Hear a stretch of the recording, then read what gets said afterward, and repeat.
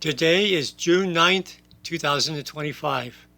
My name is Charles Suter. Today I'm presenting part 2 of my series, of which there are 4 parts, on conflict resolution.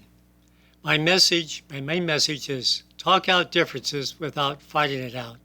Today I'm presenting 3 more of the main principles of conflict resolution. The first presentation talked about the importance of listening. Always begin any conflict resolution by listening without getting your emotions hooked. By keeping your cool while under fire, you can take control over an inflamed situation and guide it to a proper resolution. For an existing relationship that you value, tread carefully, be accommodating, allow the other person to win on minor points.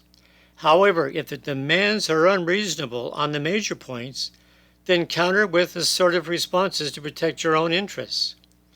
The only way to know which approach to take is to keep your emotions under control by reminding yourself that patient listening will pay off by resolving the conflict now rather than making it worse and dragging the hurt feelings into the future.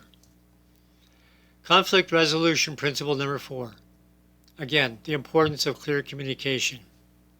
Express all your thoughts and concerns openly but respectfully.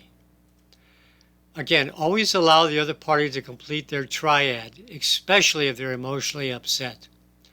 And then acknowledge the emotions and focus on them first, then the accusations second. Stick with the facts. Seek to clarify the issues behind the issue. Not always are the issues presented the most important ones. Oftentimes there's an ego lurking in the background that has been threatened.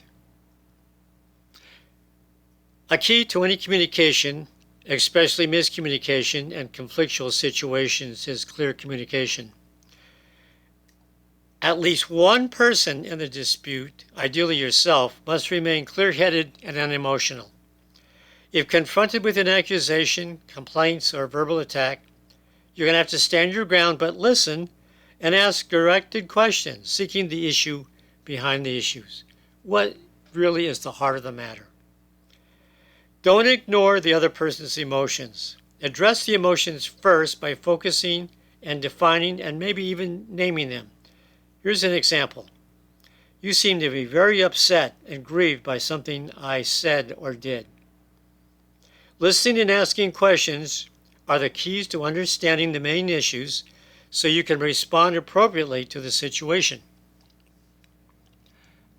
Conflict resolution principle number 5, emotional regulation. Again, I cannot emphasize enough, you must stay calm and composed, even in tense situations.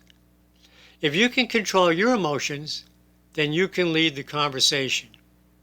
Listening allows you to build rapport, empathy, and respond appropriately. So, as you're listening, focus your attention on the emotions, the accusations, the needs expressed by the other parties, and possible remedies that you or they might think of. The key to listening effectively is to remain unattached to the rancor expressed by the other party. Step outside the controversy mentally and imagine you are a neutral referee who's trying to find the best resolution to the conflict. To take control, you must control your emotions and think rationally. By listening unemotionally, you have a chance to understand and grasp the essence of the other person's point of view, and then lead the discussion in fruitful ways. Now, there can be no fighting if you passively listen and show concern for the other party, even if you disagree with some of their issues. Show signs that you're cooperating by giving brief statements summarizing the other person's emotional state and point of view, even if you don't agree totally with it. Conflict resolution principle number 6. Keep and seek common ground. Focus on shared interests rather than differences. Emphasize the importance of the relationship or shared history, if there is one. Focus on anything the parties have in common, such as a simple desire to end the enmity.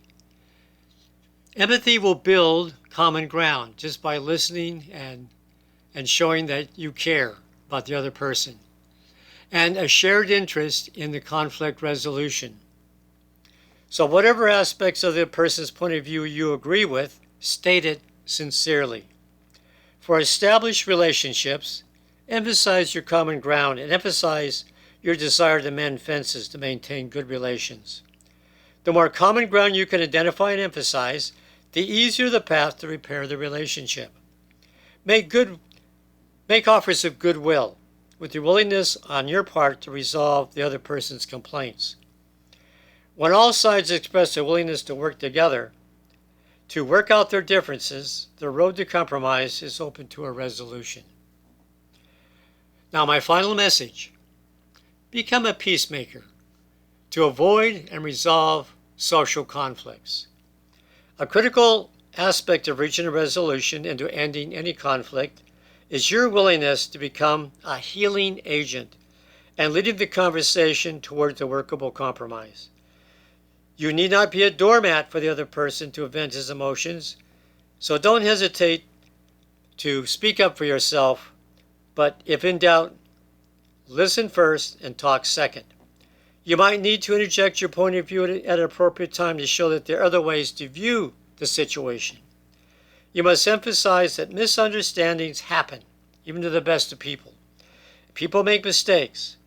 It helps the other person to see you as a fallible human being who takes responsibility for at least some part of the conflict, and that might lead the other party to accept his part in the conflict. The more rational you remain, the greater the chance that the other person's emotions will simmer. Take a more rational perspective in dealing with whatever issues exist between the parties. Okay, that's all for now.